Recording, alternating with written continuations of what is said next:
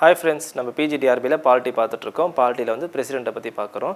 அதுல வந்து powers of the president பார்த்துட்டு இருக்கோம். அதுல வந்து எது கம்ப்ளீட் பண்ணிட்டோம் பார்த்தீங்கன்னா லாஸ்ட் கிளாஸ் வரைக்கும் எக்ஸிக்யூட்டிவ் பவர்ஸ் பத்தி பார்த்துட்டோம். அதாவது 77 படி அப்பாயின்மெண்ட்ஸ் யாரெல்லாம் அப்பாயின்ட் பண்றாரு அப்படின்றதெல்லாம் நம்ம பார்த்துட்டோம். சரிங்களா? இப்போ வந்து சட்டமன்ற அதிகாரங்கள் லெஜிஸ்லேட்டிவ் பவரை பத்தி நம்ம பார்க்க போறோம். ஓகேவா?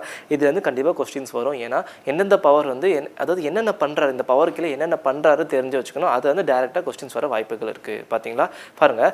President is the integral part of the union parliament. இப்போ பார்லிமெண்ட் எடுத்துக்கிட்டிங்கன்னா லோக்சபா ராஜ்யசபா பிரசிடென்ட். ஓகேங்களா? இதுதான் வந்து ஒரு பார்லிமெண்ட். அதுதான் சொல்கிறாங்க president is the integral part of the union parliament. அதாவது குடியரசுத் தலைவர் யூனியன் பாராளுமன்றத்தில் ஒருங்கிணைந்த பகுதியானவர். ஓகேங்களா?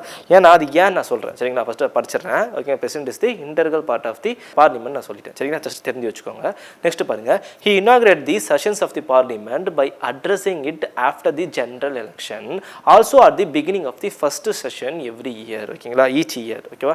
அதாவது பொது தேர்தலுக்கு பின்னர் நாடாளுமன்றத்தின் புதிய கூட்டத்தொடரை ஓகேங்களா இவர் உரையாற்றுகிறார், துவக்கி வைக்கிறார். சரிங்களா? உரையாற்றி துவக்கி வைக்கிறார். ஓகே, மேலும் ஒவ்வொரு ஆண்டின் நாடாளுமன்றத்தின் ஓகேங்களா முதல் கூட்டம் இவருடைய உரையுடன் துவங்குகிறது. ஓகேங்களா?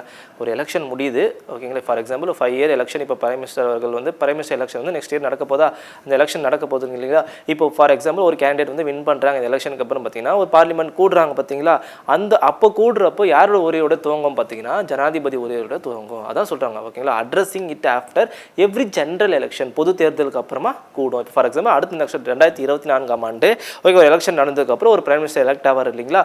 அப்போ வந்து என்ன பண்ணுவோம் பார்த்தீங்கன்னா அதுக்கப்புறம் கூடுவாங்க பார்த்தீங்கன்னா பார்லிமெண்ட், அதை வந்து பிரசிடென்ட் தான் அட்ரஸ் பண்ணுவார். ஓகேவா?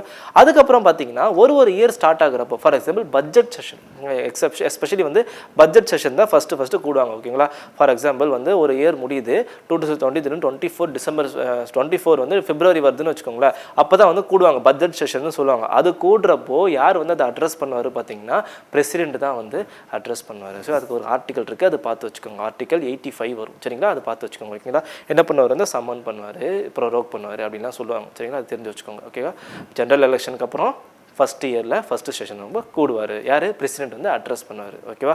அடுத்து பாருங்கள். President summons parliament at least twice in year. சொன்னா ஒரு அட்லீஸ்ட் ட்வைஸ் இன் இயர். ஓகேங்களா? அப்போ ஒன்றா கூட இருக்கலாம். மேபி அந்த இயர் வந்து எலெக்ஷன் இல்லை அப்படின்னா என்ன பண்ணுவாங்க, ஒரு வாட்டி வந்து கூடுவார். ஓகேவா? ஒரு வாட்டி வந்து பேசுவார்.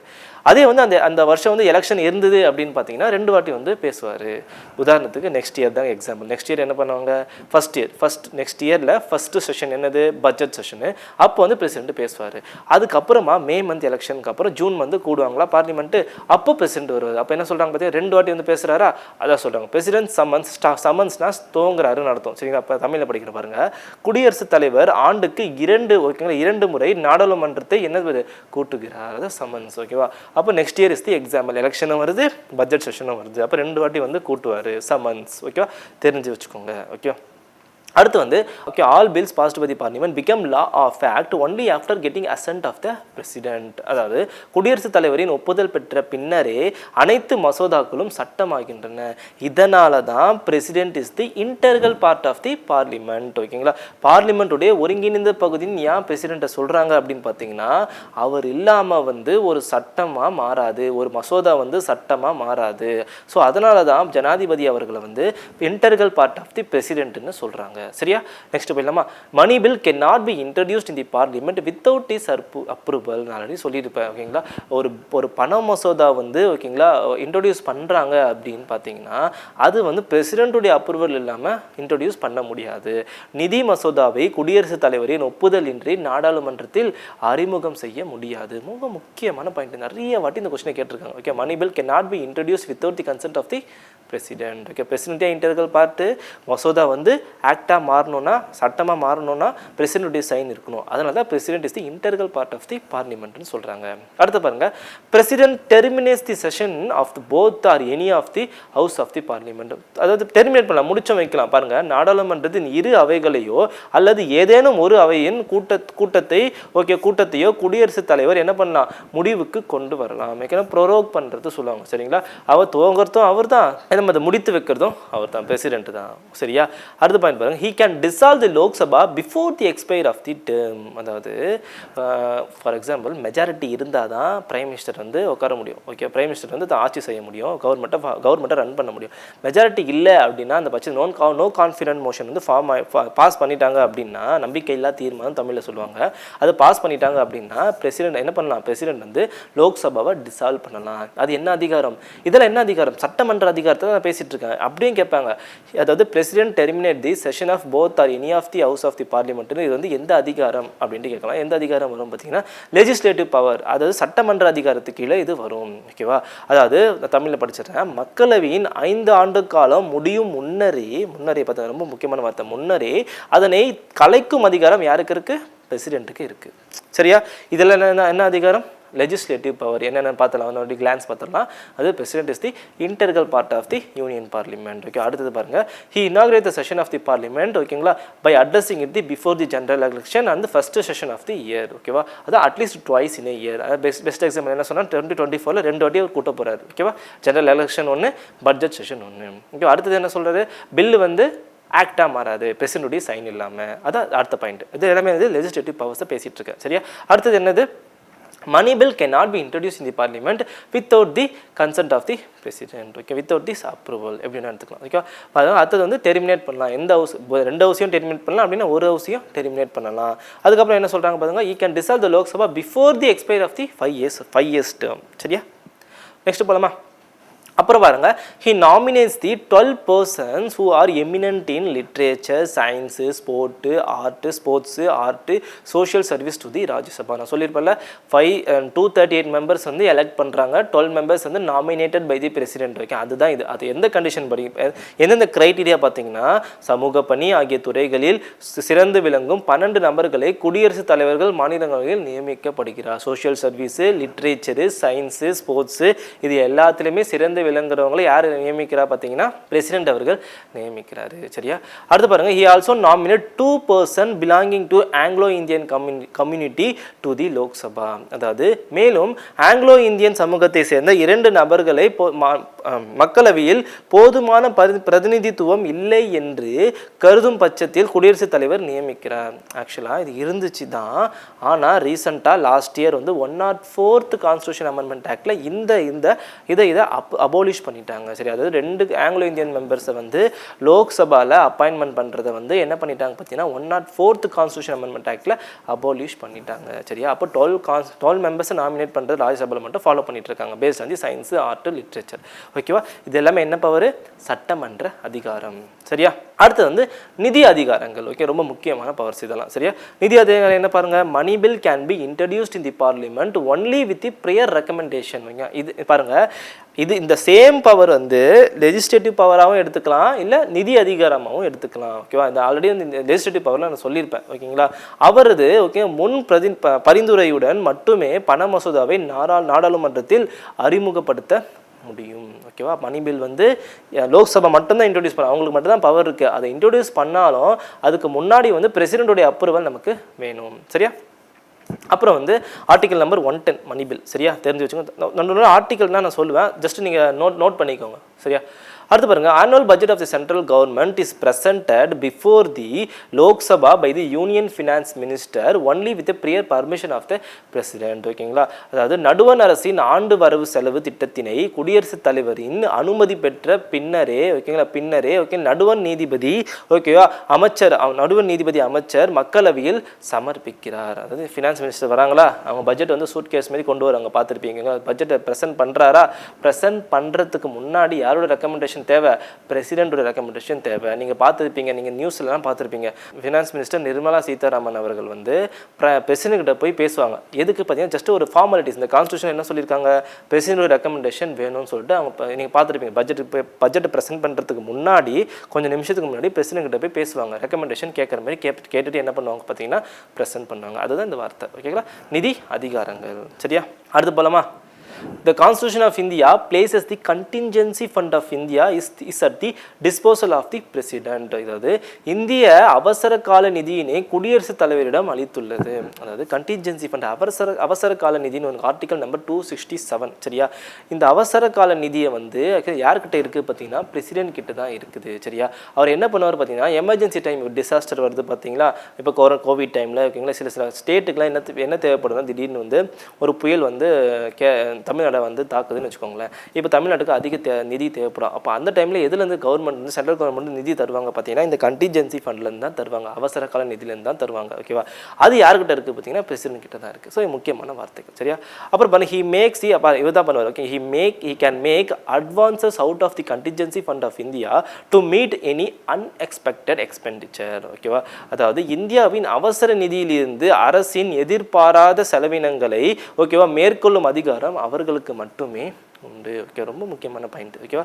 கண்டின்ஜென்சி ஃபண்டு, மணி பில்லு, ஆனுவல் ஃபினான்ஷியல் ஸ்டேட்மெண்ட்டு, இதெல்லாம் என்னது பட்ஜெட் ஆர்டிகல் நம்பர் 112 பற்றி பேசுனேன். இப்போ இந்த ஃபினான்ஸ் மினிஸ்டர் ரெக்கமெண்டேஷன் கேட்குறதுல இது எல்லாமே என்ன அதிகாரம் பார்த்தீங்கன்னா நிதி அதிகாரம், ஃபினான்ஷியல் பவர். சரியா? முக்கியமான point. Okay, he constitute a finance commission after every 5 years or on the demand of the states to recommend the distribution of the revenue between the centre and the state. ஒன்றும் இல்லைங்க, finance commission நிதி ஆணையத்தை appoint பண்ணுது. ஒவ்வொரு 5 ஆண்டுகளுக்கும் ஒரு நிதி குழுவினை அமைக்கிறார். Article number 280 article number 280 படியே ஒரு 5 ஆண்டுக்கு பிறகும் பிரசிடென்ட் வந்து என்ன பண்ணுறாரு பார்த்தீங்கன்னா ஃபினான்ஸ் கமிஷன் அமைக்கிறாரு. இப்போ யார் இருக்கா? என்கே சிங். ஓகே, என்கே சிங் அவர் 15th ஃபினான்ஸ் கமிஷன் போயிட்டுருக்கு. ஓகேங்களா? இன்னும் எக்ஸ்டெண்ட் ஆகிட்டு இருக்கு. அடுத்த ஃபினான்ஸ் கமிஷன் அப்பாயிண்ட் பண்ண வேண்டிய டைம் வந்துருச்சு. சரியா? ஆனால் இன்னும் எக்ஸ்டெண்ட் பண்ணிட்டு இருக்காங்க. ஓகேவா? இப்போ ஃபினான்ஸ் கமிஷன் என்ன பண்ணணும் தெரியுமா? இப்போ நம்மளுக்கு அதாவது சென்ட்ரலுக்கும் சென்டருக்கு வரக்கூடிய டாக்ஸஸ் ஃபுல்லாகவே என்ன பண்ணணும்னு பார்த்தீங்கன்னா மத்திய அரசுக்கும் மாநில அரசுக்கும் பிரித்து கொடுக்க எவ்வளோ பிரிக்கணும் அப்படின்னு சொல்லிட்டு பரிந்துரைக்கும். சரியா? ஃபார் எக்ஸாம்பிள் என்கே சிங் அவர்கள் வந்து 41% ஆஃப் தி டேக்ஸ் வந்து ஸ்டேட்டுக்கு கொடுத்துடணும்னு சொல்லியிருப்பார். எல்லா ஸ்டேட்டுக்கும் வரக்கூடிய 100% டேக்ஸை வந்து 41% டேக்ஸ் எல்லா ஸ்டேட்டுக்கும் கொடுத்துடணும் அப்படின்ட்டு சொல்லுவார். ஓகேவா?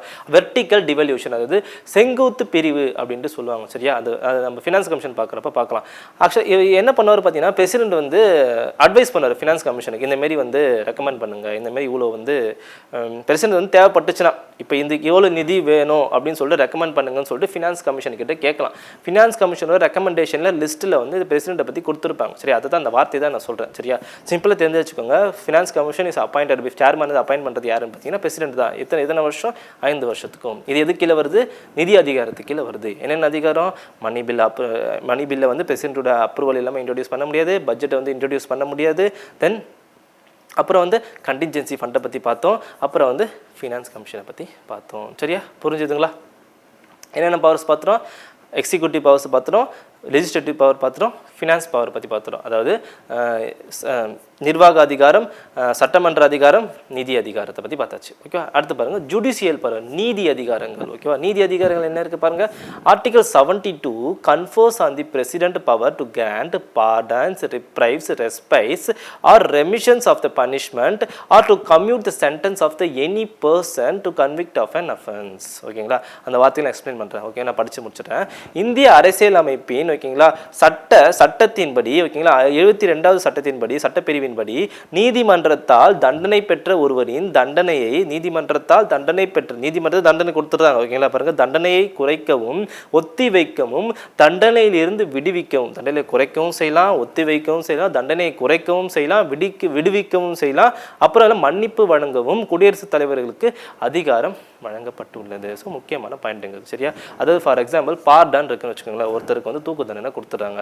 அது பிரசிடென்ட் அந்த மெஸ்ஸி பெட்டிஷன் சொல்லுவாங்க. ஓகேங்களா? மெஸ்ஸி பெட்டிஷன் அவருக்கு ரிசீவ் ஆச்சு அப்படின்னா ஆர்டிகல் 72 படி இன்கேஸ் அவருக்கு தூக்கு தண்டனை கொடுத்துருந்தாங்க, சுப்ரீம் கோர்ட்டே கொடுத்துருந்தாங்க அப்படின்னு பார்த்தீங்கன்னா இவர் என்ன பண்ணலான்னு பார்த்தீங்கன்னா கம்ப்ளீட்டாக ஃப்ரீ பண்ணி விட்டுடலாம். யார்? பார்டன் பவர் படி யார் பார்த்தீங்கன்னா பிரசிடென்ட் அவர்கள். ஓகேவா? வேறு என்ன பண்ணலான்னு பார்த்தீங்கன்னா ஃபார் எக்ஸாம்பிள் கொடுத்துட்டாங்கன்னு வச்சுக்கோங்களேன், தூக்கு தண்டனை கொடுத்துட்டாங்க அப்படின்னா ஹோல்டு பண்ணி வைக்கலாம். அது ரெப்ரைவ்னு சொல்லுவாங்க. ரெப்ரைவ்னா ஹோல்டு பண்ணி வைக்கலாம். ஓகே, ஃபஸ்ட்டு வெயிட் பண்ணுங்கள், தூக்கில் போடாதீங்க அப்படின்னு சொல்லிட்டு யாருக்கு பவர் இருக்குது பார்த்தீங்கன்னா ஆர்டிகல் 72 படி பிரசிடென்ட்டுக்கு பவர் இருக்குது. ஓகே, அதுக்கப்புறம் என்ன பண்ணான்னு பார்த்தீங்கன்னா ஃபார் எக்ஸாம்பிள் வந்து 10 ஆண்டு சிறை தண்டனை கொடுத்துட்றாங்க வச்சுக்கோங்களேன். அது என்ன பண்ணலான்னு பார்த்தீங்கன்னா 5 ஆண்டுகளாக குறைக்கலாம். ஓகேங்களா? அதாவது ரெஸ்பைட்டுன்னு சொல்லுவாங்க. ஓகேங்களா? அப்புறம் கம்யூட்டேஷன் சொல்லுவாங்க. கம்யூட்டேஷன் அப்படின்னா ஒரு ஃபார்ம் ஆஃப் பனிஷ்மெண்ட் வந்து இன்னொரு ஃபார்ம் ஆஃப் பனிஷ்மெண்ட்டாக மாற்றுறது. அது எந்த கண்டிஷனில் பார்த்தீங்கன்னா ஒரு இன்கேஸ் வந்து பிரசவ காலத்தில் ஊனமுற்றவர்களாக இருக்காங்கன்னு வச்சுக்கோங்க, அவருக்கு தண்டனை கொடுத்துட்றாங்கன்னு வச்சுக்கோங்களேன். அந்த பட்சத்தில் கம்யூட்டேஷன் படி என்ன பண்ணான்னு பார்த்தீங்கன்னா குறைக்கலாம், 5 ஆண்டுலேருந்து 4 ஆண்டெல்லாம் மாற்றலாம். ஸோ இதெல்லாம் தான் அவருடைய பவர்ஸ். ஓகேங்களா, அதாவது பார்டானு, ரெஸ்பைட்டு, ரெப்ரைவு, கம்யூட்டேஷன் இதெல்லாம் வந்து அவருடைய மன்னிப்பு அதிகாரங்கள். ஓகே, ஆர்டிகல் 72 படி. அதே கவர்னருக்கு வந்து ஆர்டிகல் 161. அதாவது கவர்னர் வந்து இதே பண்ணலாம். அவர் என்ன பண்ண முடியாது அப்படின்னா டெத் சென்டென்ஸை வந்து பார்டன் பண்ண முடியாது. ஓகேங்களா, தூக்கு தண்டனை கொடுத்துறாங்க அப்படின்னு பார்த்தீங்கன்னா கவர்னர் வந்து பார்டன் பண்ண முடியாது. தென் இந்த மன்னிப்பு அதிகாரமே வந்து கோர்ட் மார்ஷல் மிலிட்ரி கோர்ட்டுன்னு ஒன்று இருக்கும். அந்த மிலிட்ரி கோர்ட்டுக்கு வந்து கவர்னர் வந்து இந்த பார்டன் பவரை யூஸ் பண்ண முடியாது. ரொம்ப முக்கியமான பாயிண்ட். ஓகேங்களா, ஃபார் எக்ஸாம்பிள் நான் ரிப்பீட் பண்ணுறேன். அதாவது பிரசிடென்ட் வந்து மிலிட்ரி கோர்ட்டுன்னு ஒன்று இருக்கும். அந்த மிலிட்ரி கோர்ட்டில் யாருக்கும் டெத் சென்டென்ஸோ ஓகே யாருக்கும் எந்த பனிஷ்மெண்ட் கொடுத்தாலும் பிரசிடென்ட் வந்து அந்த பார்டன் பவர்ஸை யூஸ் பண்ணலாம். ஆனால் கவர்னர் ஆர்டிகல் 161 படி மிலிட்ரி கோர்ட்டிலுடைய என்னென்ன சென்டென்ஸ்லாம் கொடுக்குறாங்களோ கவர்னர் வந்து அந்த பார்டன் பவர்ஸை யூஸ் பண்ண முடியாது. ஓகேவா, அப்புறம் இன்னொரு பாயிண்ட் என்ன பார்த்தீங்கன்னா டெத் சென்டென்ஸ் கொடுத்துட்றாங்க, எந்த கோர்ட்லேயும் கொடுத்துட்றாங்க அப்படின்னு பார்த்தீங்கன்னா அது வந்து பிரசிடென்ட் கிட்ட மட்டும்தான் அந்த அதிகாரம் இருக்குது. அவர் கம்ப்ளீட்டாக ஃப்ரீ பண்ணுறதுக்கு கவர்னருக்கு அந்த அதிகாரம் கிடையாது. ஆர்டிகல் 161 வந்து கவர்னருக்கு, 72 வந்து பிரசிடென்ட்டுக்கு. சரியா, இது என்ன அதிகாரம்? நீதி அதிகாரம். அடுத்து வந்து மிலிட்ரி பவர், ராணுவ அதிகாரங்கள் என்னென்ன இருக்குது பார்த்துடலாம். சரியா, article 53 clause 2 lays down that the supreme commander of the defence force. Already சொன்னேன், சுப்ரீம் கமாண்டர் பார்த்து ஆஃப் த டிஃபென்ஸ் ஃபோர்ஸ் யார்? பிரசிடென்ட்டு. சரியா, அப்புறம் பாருங்க, defence force of the union shall be vested with the president and exercise thereof shall be regulated by the law. சரியா, நடுவண் அரசின் பாதுகாப்பு படையின் தலைமை தளபதியாக, உச்ச தளபதி அப்படின்னா தலைமை தளபதி என்ற அதிகாரத்தை சட்டப்பிரிவு 53 clause 2 ஓகேவா குடியரசுத் தலைவருக்கு வழங்கியுள்ளது. அவசர சட்டத்தின்படி இராணுவத்தை வழிநடத்துகிறார் யாரு? பிரசிடென்ட். சரியா, அதான் சொல்கிறாங்க. ஓகேங்க, president is thus declared to be supreme commander of the defence force of the country. ஓகேவா, அந்த பாயிண்ட் நம்ம ஆல்ரெடி பார்த்தது தான். இந்த exercise of his power it is the president who can declare war against the country and make peace. ஓகேங்களா, supreme கமாண்டராக இருக்கிறதுனால என்ன பண்ணலாம் பிரசிடென்ட் அப்படின்னு பார்த்தீங்கன்னா ஹீ கேன் டிக்ளேர் வார். ஓகேங்களா, டியூரிங் தி எமர்ஜென்சி பீரியட். ஓகேங்களா, வார் டிக்ளேர் பண்ண பாருங்க, he can declare war against a country and make peace. Okay, ரொம்ப முக்கியமான பாயிண்ட்டுங்க இது. வார் டிக்ளேர் பண்ணுறது யாருக்கு அதிகாரம் இருக்குது? மிலிட்ரி பவர் கீழே பிரசிடென்ட்டுக்கு தான் அதிகாரம் இருக்குது. ஸோ மிலிட்ரி பவர் ரொம்ப முக்கியம். ஆர்டிகல் 53 clause 2 படி. ஓகே, ராணுவ அதிகாரங்களை பார்த்து வச்சுக்கோங்க. சரியா, ஃபினான்ஸ் நீதி அதிகாரங்களில் பார்டன் பவர் ஆர்டிகல் 72, ராணுவ அதிகாரம் 53 clause 2. சரியா, நெக்ஸ்ட் போயிடலாம். அடுத்தது வந்து டிப்ளமேட்டிக் பவர். டிப்ளமேட்டிக் பவர் என்ன இருக்குது பாருங்க, president appoints Indian diplomats to other countries and receive foreign diplomats posted to India. ஓகேங்களா, the ambassador designate becomes ambassador after calling on the president and presenting his credential. ஓகேவா, all treaties and agreements with foreign states are entered into the name of the president. ஓகேங்களா, அதாவது சிம்பிளாக சொன்னோன்னா இந்திய தூதர்கள் இருக்காங்க பார்த்தீங்களா, இப்போ இந்திய தூதர்கள் வந்து மற்ற நாட்டுக்கு வந்து இந்திய தூதர்கள் அப்பாயின்மெண்ட் பண்ணாங்க பற்றி அவங்கள வந்து அப்பாயின்ட் பண்ணுறது யாருன்னு பார்த்தீங்கன்னா பிரசிடென்ட். ஃபார் எக்ஸாம்பிள் வந்து இந்திய தூதரகம் அமெரிக்காவுக்கு பிரசிடென்ட் அப்பாயின்ட் பண்ணுறது, இந்திய தூதரகம் பிரிட்டிஷ்க்கு, இந்திய தூதரகம் பாகிஸ்தானுக்கு, ஸ்ரீலங்காவுக்கு இதுமாதிரி அப்பாயின்ட் பண்ணுறாங்க பார்த்தீங்களா, அது யாருன்னு பார்த்தீங்கன்னா பிரசிடென்ட் தான். ஓகே, இப்போ மற்ற தூதர்கள்லாம் வருவாங்க பார்த்தீங்கன்னா, இப்போ அமெரிக்கா வந்து இந்திய தூதரகத்தை அப்பாயின்ட் பண்ணணும்னு வச்சுக்கோங்களேன், அமெரிக்க தூதரகம் வந்து இந்தியாவுக்கு அப்பாயின்ட் பண்ணி வச்சுக்கோங்க, அதை வெல்கம் பண்ணுறவர் யாருன்னு பார்த்தீங்கன்னா பிரசிடென்ட் தான். ஸோ ரொம்ப தெரிஞ்சு வச்சுக்கோங்க, முக்கியமான point.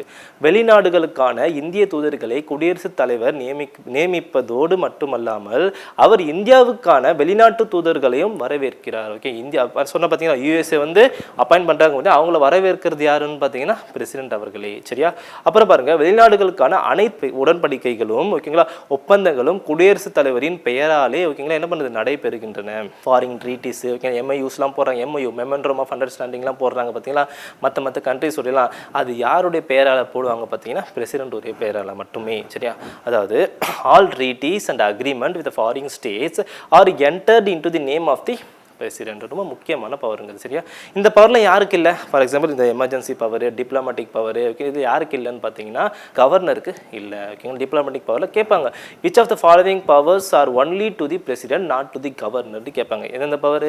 Military power, diplomatic power and emergency power. இந்த பவரில் யாருக்கு இல்லைன்னு பார்த்தீங்கன்னா கவர்னருக்கு கிடையாது.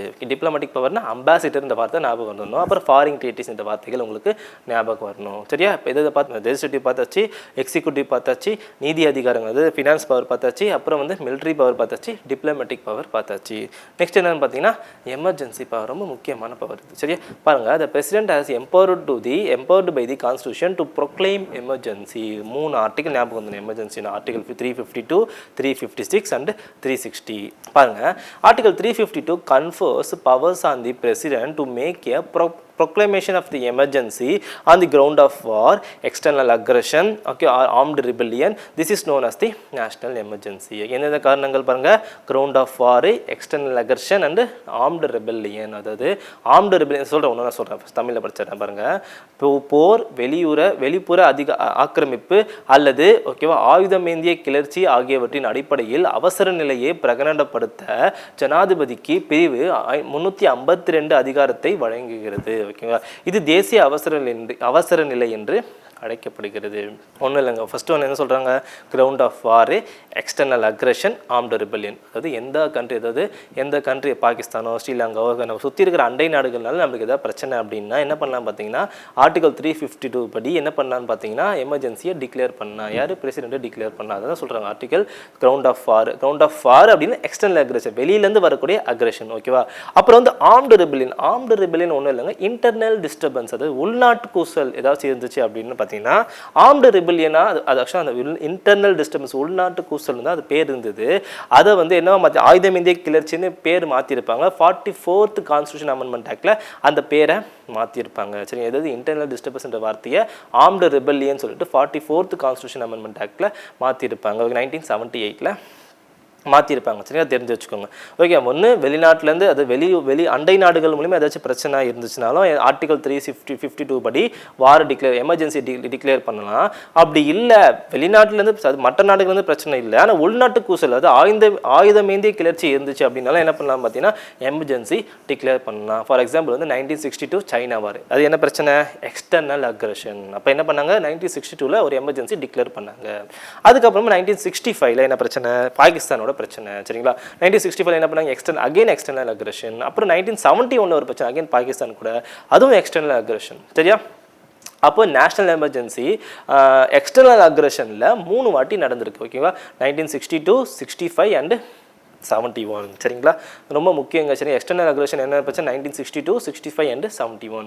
ஆர்ம்டு ரிபெல்லியன் இன்டர்னல் டிஸ்டர்பன்ஸ் எப்போ வச்சா அதே ஆண்டில் 1976 அப்போ இன்டர்னல் டிஸ்டர்பன்ஸ் நடக்கும். ஓகேவா, அப்போ அந்த டைமில் தான் இந்த 42nd அமெண்ட்மெண்ட் ஆக்ட்லாம் பாஸ் பண்ணியிருப்பாங்க. சரியா, அந்த ஃபண்டமெண்டல் டியூட்டிஸ்லாம் தேவைன்னா சொல்லியிருப்பாங்கல்ல, அப்போ வந்து இந்த பீரியடில் தான் அனௌன்ஸ் பண்ணியிருப்பாங்க. ஆர்டிகல் நம்பர் 1976 ஆர்ம்டு ரிபெல்லியன் உள்நாட்டு குசலுக்காக அனௌன்ஸ் பண்ணியிருப்பாங்க எமர்ஜென்சி. ஆர்டிகல் நம்பர் 352 யூஸ் பண்ணியிருப்பாங்க. ரொம்ப முக்கியங்க. ஓகேங்களா, பவர் யாருக்கிட்ட இருக்குது பார்த்தீங்கன்னா பிரசிடென்ட் கிட்ட தான் இருக்குது. He can declare a war. Okay, என்ன பவர் சொன்னால் டிப்ளமேட்டிக் பவரில் சொன்னால் பார்த்தீங்கன்னா அதுதான் ஆர்டிகல் 352 படி எமர்ஜென்சி பவர்லையும் நம்ம பார்க்குறோம். சரியா, அப்போ அடுத்தது பார்த்தீங்கன்னா ஆர்டிகல் நம்பர் 356. ஓகே, ஆர்டிகல் 356 என்ன சொல்லுது, confer power on the president to make a proclamation of a state emergency by declaring that the government in state can not be run on in accordance with the provision of the constitution. ரொம்ப முக்கியம். சரியா, அதாவது அரசியலமைப்பின் விதிகளின்படி ஒரு மாநிலத்தில் okay அரசாங்கத்தை நடத்த முடியாத என்று அறிவிப்பதின் மூலம் மாநில அவசர நிலையை பிரகடனப்படுத்த ஜனாதிபதிக்கு அதிகாரம்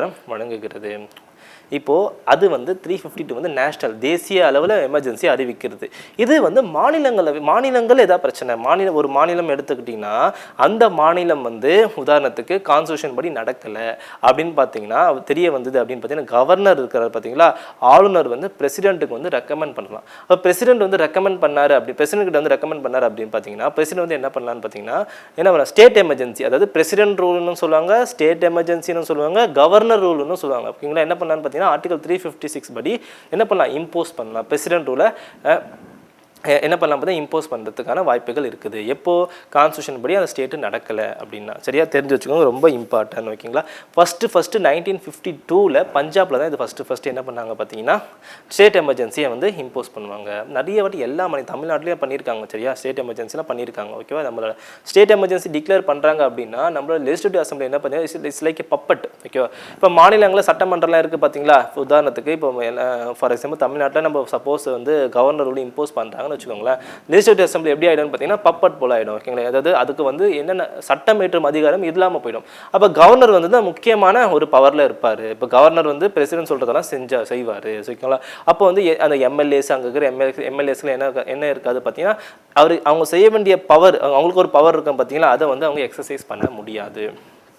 ஸோ தமிழ்நாட்டிலே அனௌன்ஸ் பண்ணியிருக்காங்க. அந்த இயர்ஸ் ஞாபகம் வச்சுக்கோங்க, அந்த இயர்ஸ் பார்த்து வச்சுக்கோங்க, அது கேட்கறதுக்காக வாய்ப்பு இருக்குது. ஓகேங்க, அதிக டைம் வந்து எந்த ஸ்டேட்டில் இம்போஸ் பண்ணியிருக்காங்க, ரீசெண்டாக எந்த ஸ்டேட்டில் இம்போஸ் பண்ணியிருக்காங்க, தமிழ்நாட்டில் எப்போலாம் இதை இம்போஸ் பண்ணியிருக்காங்கன்றதெல்லாம் ஞாபகம் வச்சுக்கோங்க. மேக்ஸிமம் வந்து இதை நார்த் ஈஸ்டர்ன் ஸ்டேட்ஸில் அதிக வாட்டி இதை பார்க்கலாங்க. ஏன்னா நார்த் ஈஸ்டர்ன் ஸ்டேட்ஸில் அதிக வாட்டி சட்டம் ஒழுங்கு சீர்கெடும் பொழுது இதை வந்து இந்த ஆர்டிகல் 356 இம்போஸ் பண்ணி நம்ம பார்த்துருக்கலாம். சரியா, ஆர்டிகல் 352 வந்து நேஷனல் எமர்ஜென்சி, 356 வந்து ஸ்டேட் எமர்ஜென்சி. அப்படியே சிம்பிளாக ஞாபகம் வச்சுக்கோங்க. சரியா, ஓகே.